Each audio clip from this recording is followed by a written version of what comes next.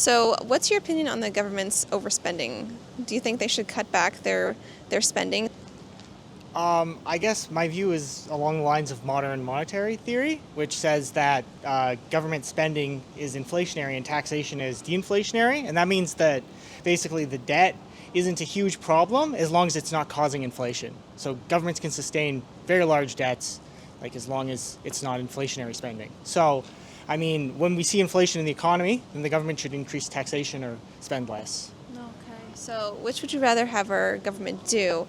Should they cut back spending so that the debt doesn't increase, Yeah. or should they increase taxation? I mean, the premise of my response is that that's a false dichotomy, basically. Okay. That the government should cut back spending if it's causing inflation, and it should raise taxes if it's causing inflation. But actually, running a balanced debt isn't necessary, or deficit isn't necessary. Governments can issue their own currency, right? And so any debt that it doesn't have to run a balanced budget because, in theory, it could print money, right? And it would be inflationary, but the government has other de-inflationary tools like taxation, right? So, you can print money, and then if you're causing inflation, you can tax it back, right? And to keep the balance, to keep the run whatever kind of deficit you want. Yeah. But do you think overtaxation, though, is bad for the economy? I mean, the premise of your question implies that it's bad by saying overtaxation. So yes, I do think that Yeah. overtaxation is bad for the economy.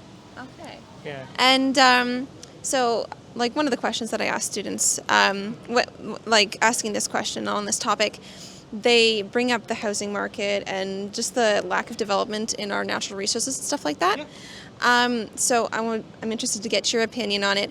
Would you be okay with more pipelines in Canada to get our oil? Yeah? Sure.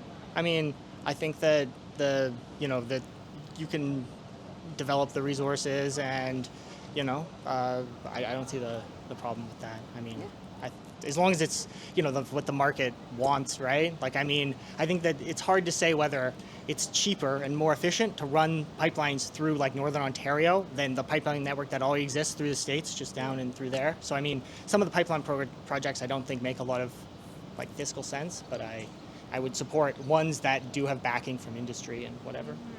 Yeah, so do you think it would be good for the Liberal government to repeal the No Pipelines Act, which basically kind of restricts the building of pipelines in Canada? I mean, I think, yeah, I'm not sure this exact bill, but I do think that if there's a demand for oil in places and you want to fill that demand, yeah.